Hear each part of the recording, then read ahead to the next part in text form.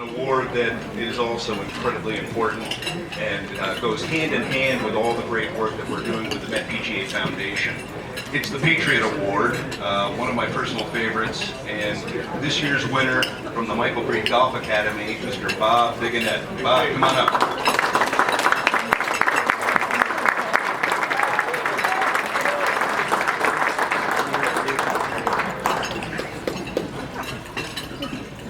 Corey Muller is checking out those Beer Stein socks. Next year, Corey, cover it. There we go.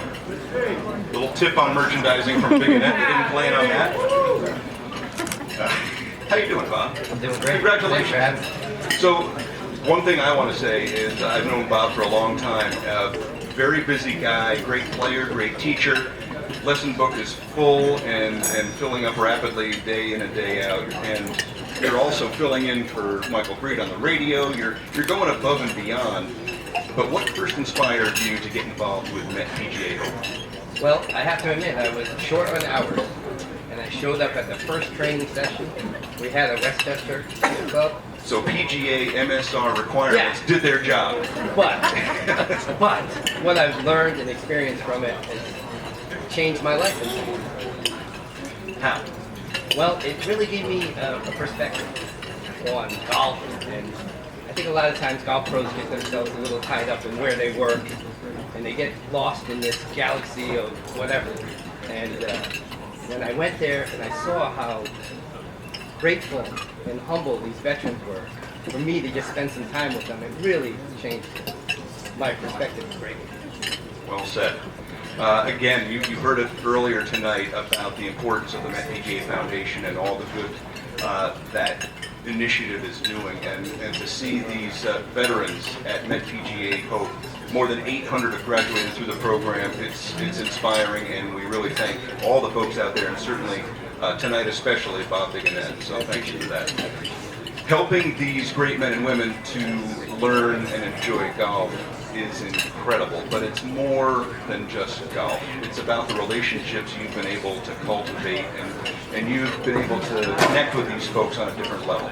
It's really, really a great experience. But first of all, I want to make sure that everyone knows that I don't consider myself a patriot. I'm patriotic, and I'm certainly a Pats fan.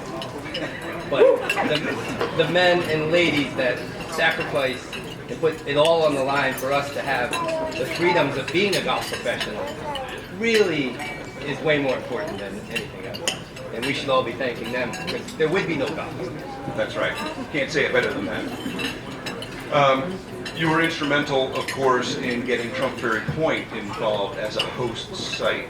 Describe that process. I think we're always looking for great sites to host the veterans and Met PGA Hope programs. Talk about that process of getting them to host. The Trump organization has been great.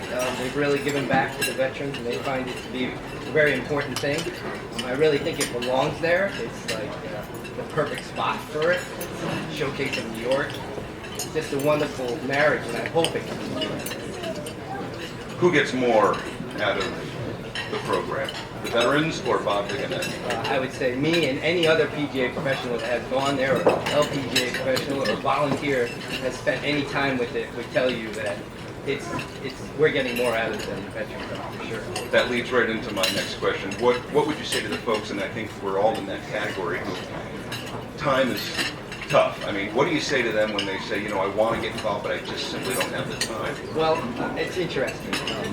What I would say to you, if you're in a situation that you're working for someone or working in an organization that wouldn't allow you to spend a half a day to go spend time with veterans, that you really need to think about where you're working. Good point. One last thing, Bob, and that is, you mentioned the Academy, you mentioned Trump Ferry Point, family, other folks that have been helpful along the way. Who else gets credit for the great work you've done, not just in this program, but throughout your career in golf?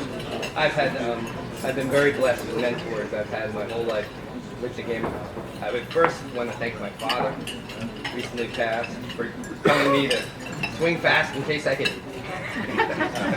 And then from there, I worked for a guy named Stan Baluk out of Rhode Island, pro at a club for 35 years. He told me, the job you do with a smile.